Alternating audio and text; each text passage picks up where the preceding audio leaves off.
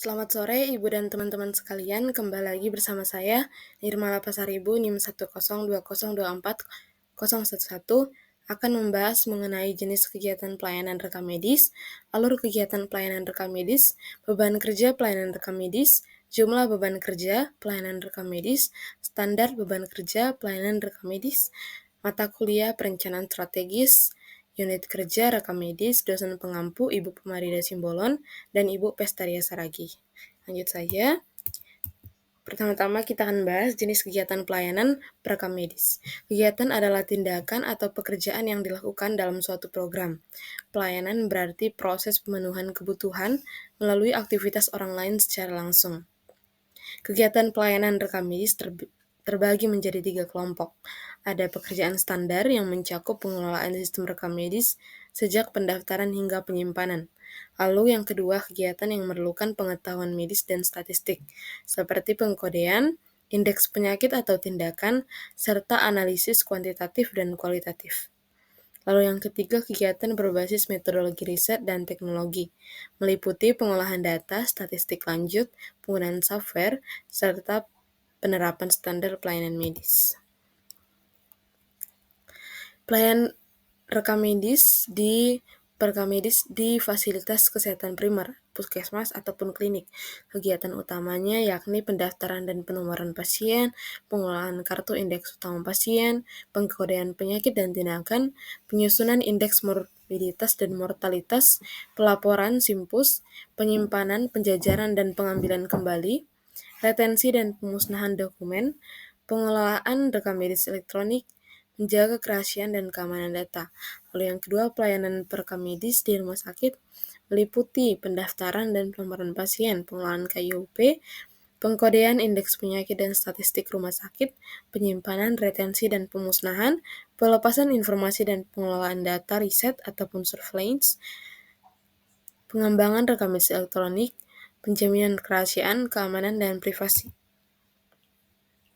Berikut alur kegiatan pelayanan rekam medis mulai dari siapkan rekam medis, lalu rekam medis dicari, lalu didistribusikan, lalu diberikan ke klinik, lalu pengambilan rekam medis, lalu disimpan, dan kembali lagi.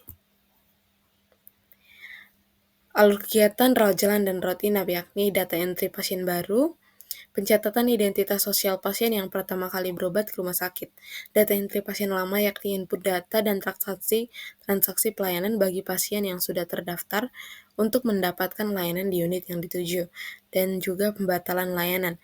Proses pembatalan data pelayanan yang telah diinput data atas permintaan pasien. Lalu ada alur pasien rawat darurat, yakni penerimaan pasien, pelayanan dan pencatatan rekam medis di ruang rawat, rekam medis selesai, pasien keluar. Penyerahan rekam medis ke instansi rekam medis. Beban kerja pelayanan rekam medis. Jadi kegiatan di unit rekam medis itu banyak. Untuk kegiatan rutinnya, yakni pendaftaran, distribusi, pengiriman rekam medis ke unit pelayanan, penerimaan, penataan dan analisis, klasifikasi dan indeks, statistik dan pelaporan, penyimpanan dan pengambilan kembali, administrasi unit, dan peningkatan mutu dan keselamatan pasien. Untuk kegiatan tidak rutinnya, yakni penggabungan rekam medis pasien, permintaan data kesehatan pasien atau pihak luar, penyusutan atau pemusnahan rekam medis, dan audit rekam medis dan penyusunan laporan. Standar beban kerjanya, waktu penyelesaian tiap kegiatan ditetapkan berdasarkan pengamatan, pengalaman, dan kesepakatan bersama dengan mempertimbangkan kompetensi tenaga, standar pelayanan, SOP, dan serta etos kerja. Kita masuk membahas kasus yang pertama. Di sebuah puskesmas, petugas rekam medis melakukan kegiatan pendaftaran pasien, memberikan nomor rekam medis, menyimpan berkas setelah pelayanan, dan menjaga kerahasiaan data. Kegiatan tersebut termasuk dalam kelompok kegiatan pelayanan rekam medis yang mana jawabannya adalah pekerjaan standar pelayanan rekam medis. Kenapa? Karena kegiatan seperti yang disebut di kasus itu merupakan pekerjaan standar dari pelayanan rekam medis yang dilakukan setiap hari di puskesmas maupun di rumah sakit. Yang kasus kedua, seorang pasien datang ke IGD. Setelah diterima dan dicatat datanya, pasien dirawat, kemudian diperbolehkan pulang. Petugas rekam medis kemudian menerima kembali berkas pasien tersebut untuk disimpan di unit RMIK. Urutan alur pelayanan rekam medis yang benar adalah penerimaan pasien, rekam medis di ruang rawat, rekam medis selesai, lalu rekam medis diantar ke ruangan rekam medis, instalasi rekam medis. Karena berikut adalah alur pasien IGD. Kemudian masuk kasus yang ketiga, petugas rekam medis sedang melakukan kegiatan penggabungan dua berkas pasien yang memiliki identitas ganda. Kegiatan ini tidak dilakukan setiap hari dan hanya dikerjakan bila diketemukan kasus tertentu. Kegiatan tersebut tergolong kegiatan yang tidak rutin, karena penggabungan rekam medis termasuk kegiatan tidak rutin. Baik, kita masuk ke materi yang kedua, yakni prosedur kerja di unit kerja rekam medis. Konsep dari prosedur ini, SOP, adalah langkah-langkah baku untuk menyelesaikan suatu kegiatan agar berjalan efektif, efisien, dan konsisten. Protap ataupun prosedur tetap adalah tahapan kerja yang disetujui pihak berwenang untuk menjaga mutu kerja. Istilah lainnya dari SOP ini adalah prosedur tindakan, juklak, juknis, IKPK, dan lainnya. Tujuan dari prosedur ini sendiri, SOP ini, menjaga konsistensi dan kinerja pegawai, menjadi acuan pelaksanaan dan evaluasi, meningkatkan mutu pelayanan, memperjelas tugas, wewenang, dan tanggung jawab, melindungi dari kesalahan administrasi dan malpraktik, menghindari duplikasi dan inefisiensi sebagai bahan pelatihan. Lalu, manfaat dari prosedur tersebut menjelaskan kegiatan secara rinci dan terdokumentasi, mengurangi kesalahan dan variasi kerja, mempercepat pelatihan, menyamakan pelaksanaan kerja, memudahkan evaluasi, menjaga kualitas dan konsistensi, serta memberikan langkah terbaik berdasarkan hasil uji. Maka jenis-jenis SOP ada jenis prosedur, ada prosedur pelayanan yang terkait pelayanan pasien seperti front office, apotek, dan poli. Ada juga prosedur administrasi, proses administrasi seperti rekam medis, obat, dan keuangan.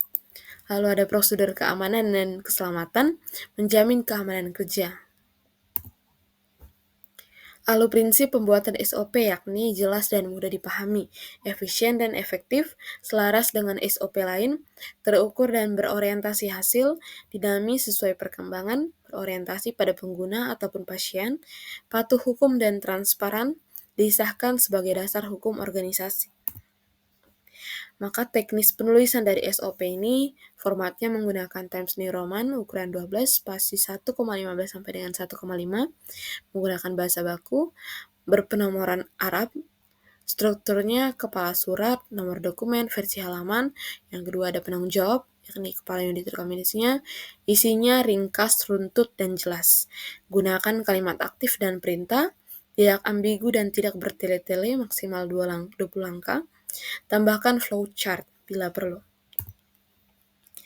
Persiapan penyusunan dari SOP ini yang pertama-tama pastinya kita bentuk dulu tim penyusunan SOP. Lalu menentukan kegiatan dan indikator kinerjanya, kumpulkan bahan ataupun rujukan, lalu membuat daftar urutan aktivitas kegiatan, lalu mendokumentasikan hasil, lalu dilakukanlah uji coba terhadap SOP yang sudah dibuat, lalu direview-lah hasil uji coba, dan disahkan SOP-nya. Jenis dan template SOP pada rekam medis. Contohnya, kegiatan yang perlu di SOP, ada pendaftaran pasien, baru, lama, rawat jalan ataupun rawat inap, pembatalan pendaftaran, pengisian, pengambilan, penyimpanan, peminjaman, dan retensi rekam medis, pembuatan kode klasifikasi penyakit, dan tindakan analisis kuantitatif kualitatif, sensus harian dan laporan internal. Template SOP berisi lembaga atau organisasi, judul SOP, nomor dan revisi, tanggal dan penetapan, pengertian, tujuan, referensi, pelaksana, persiapan, dan prosedur. Ini untuk flowchart, untuk SOP, ada bentuk jejar genjang, disebut juga data atau catatan. Simbol ini digunakan untuk menggambarkan catatan akuntansi yang digunakan untuk mencatat data yang direkam sebelumnya di dalam dokumen atau formulir. Lalu ada dokumen dan berkas, dokumen dan tembusan. Simbol ini digunakan untuk menggambarkan dokumen asli dan tembusannya, multidokumen. Ini yang dinamakan selesai, merupakan simbol terminator yang digunakan untuk menilai untuk mulai ataupun akhir. Lalu ada penyimpanan segi 4 dengan garis miring di dalamnya, menunjukkan penyimpanan internal sementara dalam komputer. Kita masuk membahas kasus yang pertama. Di unit rekam medis, kepala unit menemukan bahwa setiap petugas mencatat data pasien dengan cara yang berbeda-beda. Ada yang menulis manual di buku, ada yang langsung di komputer, dan ada yang menunda pencatatan hingga sore hari. Akibatnya data sering tidak sinkron dan laporan menjadi terlambat. Apa tindakan yang paling tepat dilakukan oleh kepala unit untuk mengatasi masalah tersebut? Jawabannya adalah menyusun dan menerapkan SOP pencatatan data pasien yang seragam. Karena SOP berfungsi untuk menjaga konsistensi kerja, efisiensi, dan mutu pelayanan, agar setiap pegawai bekerja dengan cara yang sama. Lalu kasus yang kedua, petugas rekam medis akan membuat SOP tentang peminjaman berkas rekam medis. Dalam penyusunan dokumen, ia menulis dengan gaya bahasa santai, menggunakan kata kamu dan boleh. Ia juga tidak mencantumkan nomor dokumen, tanggal, ataupun penanggung jawab di halaman atas. Bagian mana yang tidak sesuai dengan prinsip dan teknis penulisan SOP?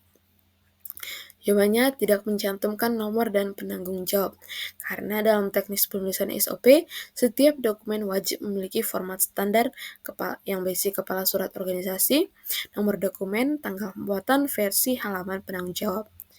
Bahasa yang digunakan harus baku, jelas, dan formal.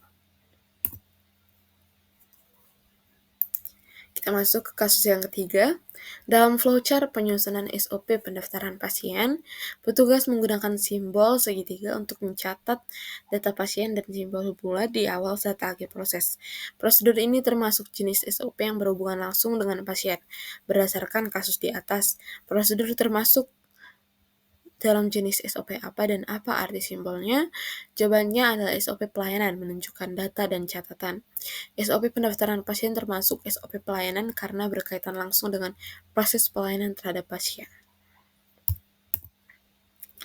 Baik, sekian yang bisa saya jelaskan. Terima kasih sudah menonton sampai akhir. Semoga bisa bermanfaat.